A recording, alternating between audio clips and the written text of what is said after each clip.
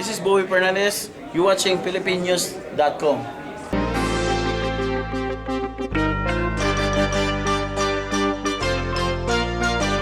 Ay, hindi naman nahihirapan si Manny doon.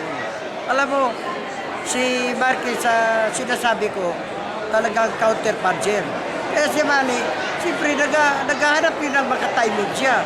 Hindi pwede mag-aras-aras siya dahil magaling din ang Marquez.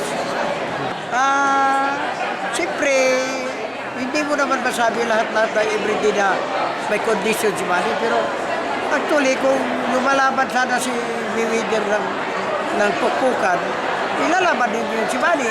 Kaya siyempre si Manny alanganin din. Kaya mabuti nakuha niya sa 11th round.